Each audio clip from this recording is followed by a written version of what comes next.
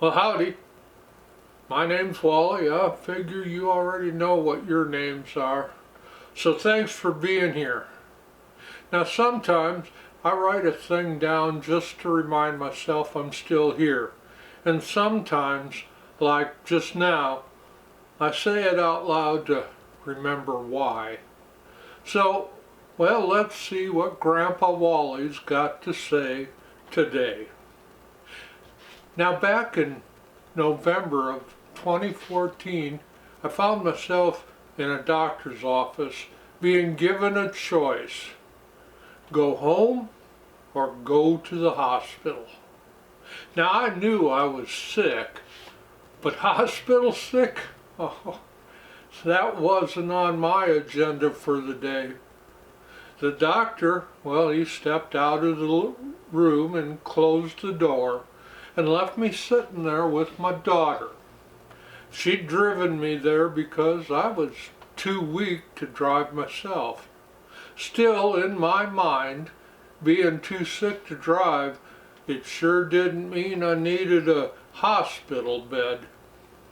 I sat in silence. So did my daughter.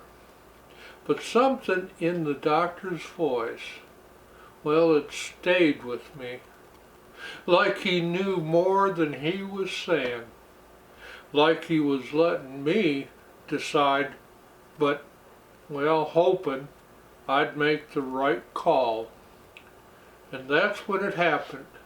I saw the faces of my 5 grandchildren, one by one, showing up behind my eyes. From the oldest to the youngest, like a slideshow. I didn't ask for it, but I sure needed it. I remember thinking, I want to see at least some of my grandchildren graduate from high school. Now, I hadn't had a life goal in a long while.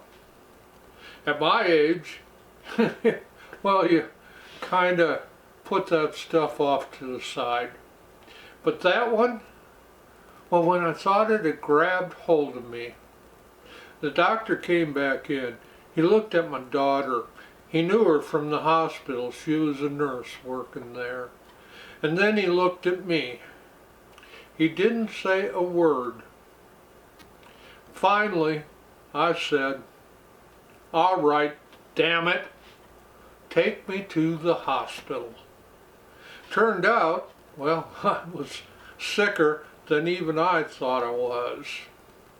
Now, a few days later, that same doctor walked into my hospital room and said, "You're my miracle patient."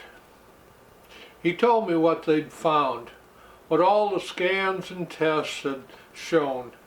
And then I asked him, well, I'm wondering, what if I went on back to my place? Now, he didn't answer me right away, but when he did, he looked very sternly at me and said, "Son, I wouldn't have given you 6 weeks to live." That was nearly 11 years ago. Now, I share all of that to say this. One of my grandchildren, well, she graduated from high school. 2 down, 3 to go. Since that day in the doctor's office, I haven't come up with much of anything new for reasons to keep going. When things get a bit rough, though, I keep thinking about that day, those 5 faces, and, well, that helps. Well, it helps me take another step. Dreams of something more came easily in my early years. I never latched on to that one big thought and chased it, but I had more than a few big ideas along the way. Now, everything from stock car driver to professional basketball player, every one of those dreams vanished in an instant or faded away the older I got. I think the last of those dreams to ride off into the sunset was the thought that one day I'd be a photojournalist and work for National Geographic. Oh, there was the occasional pop-up dream now and again over all those years. The last big dream I had took a whole worldwide epidemic to quash, and it did a damn fine job of it, I can tell you. So ever since that moment in the doctor's office, the only something you might call a dream has pretty much been being around to see all my grandchildren graduate from high school. Nothing much of significance, I suppose, but I do keep it tucked away for those days when it feels like there's nothing to look forward to. Oh, there is one other thought that I pull out and stare at from time to time. It's the image of a 4-year-old me, beside my father and surrounded by many of the men from the small town I grew up in. It was September of 1954. The 100-year centennial celebration for the town of New Lisbon, Wisconsin. The townsmen were brought together for a photo to commemorate the moment. I never found out how it happened, but my dad's best friend and him, well, they got their sons in that photo. Yep, smack dab in the middle of that bunch of men sporting top hats and beards are 2 very young boys. I suppose by today's way of looking at things, Mike and me, we were the 1954 equivalent of photobombing an image. I guess Mike is still out there. I do know he married about the prettiest girl ever in all of New Lisbon. Well, that's my opinion, if you understand. He became a police officer from what I understand, and I do know he had a son who played baseball professionally in the big leagues. He was a pitcher. As I think about that photo, it's a bit unnerving to think that I may be one of 2 of those 4, my dad, Mike, and Mike's dad, that's still around. Mike's dad died first and my dad died later. All I know for sure is that I'm still here and there's a high school graduation that's happened and my granddaughter was in it. Now that I'm thinking about all of this, all I know for sure is that I'm still here and there's a high school graduation that happened and my granddaughter was in it. Now that I'm thinking about all of that, I'm wondering if there'll be a centennial celebration in New Lisbon in 2054. It used to be that I would tell folks that on a good day there were about 1,200 folks in New Lisbon. Now over the years it's done a bit of growing, not like most small towns.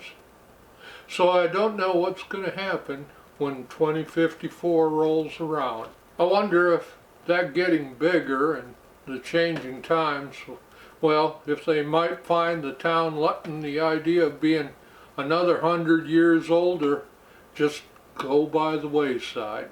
Oh, trust me, I know it's a silly dream to think about being in the next group photo for New Lisbon men, but nonetheless, it's a dream I keep holding on to. So I'm thinking about the past and the future all at the same time. There's even a bit of now thrown in for good measure, but don't get me started on that now thing. Like I've said before, thinking about the now can hurt my head. I guess the thing about all of this is I have a strong hunch I won't be here for the 2054 New Lisbon Centennial photo, if it happens at all. There's nothing about how I take care of myself that might suggest I'll get close to 2054. But who knows? That doctor called me his miracle patient, And I guess from his perspective, well, I just might be that. Hell, when I was a teenager, 2 doctors told my parents I'd be dead in a year. Leukemia was the diagnosis. Turns out a 3rd doctor, the one that had pulled me out of my mother's womb and into this world, said when he took a look at me, son, it was the worst case of mononucleosis he'd ever seen. And so, here I am. Here I still am. Now, a few years ago, I wrote a book. I gathered a bunch of little things I'd called musings together, and with the help of some beautiful people, I came up with a book. It's called Morning Musings, and you can buy it right there on Amazon if you've a mind to. Now, I mention that not because I'm looking to sell books, but because I sent a copy of that book to the New Lisbon Library. I never heard back from them, so I don't know if it's there or not. I sure hope it is, because that would mean I left something of myself behind in New Lisbon. And I like that thought. I like it a lot. When you stop to think about it, I don't know how many folks get the chance to leave a piece of themselves behind. Until just now, I never thought about it this way. But the fact is, I am leaving a bit of myself behind when I finally decide to ride on into the next part of my story. So yeah, I hope they got that book and put it on their shelves. Even though it's a paperback, it has the possibility of being around at least until 2054. Hell, if it's there and I'm not, well, maybe someone can check it out at the library. Better yet, buy a copy and hold it up for the group photo. Then again, I'm thinking the best option is for me to be there, holding a copy of the book when the photo is taken. Just roll me in on a stretcher and wheel me over to Hare's funeral home. Damn, now that would be the way to go, folks. In my world, goals are interesting things. I can't recall having what I'd call a real goal that I've ever reached. They all just up and disappeared for God knows what reason. Even the book I came up with wasn't really a goal. It was something that happened because of amazing others, beautiful folks who made it happen. Honestly, I'm rather certain that for me, goals aren't real. They're dreams.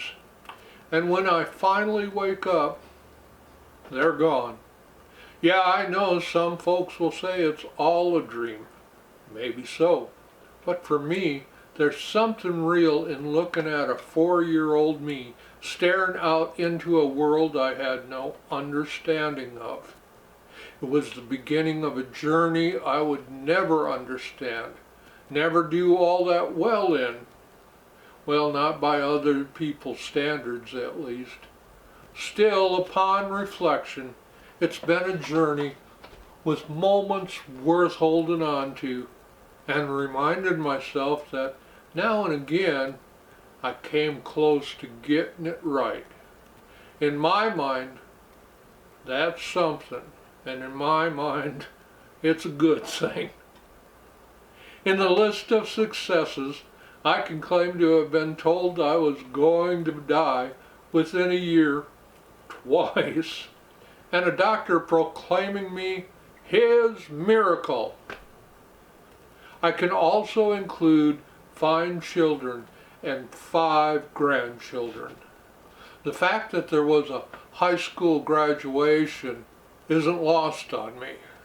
And knowing that 2054 is closer to my now than 1954 is to my then, leaves me foolishly optimistic. Who knows?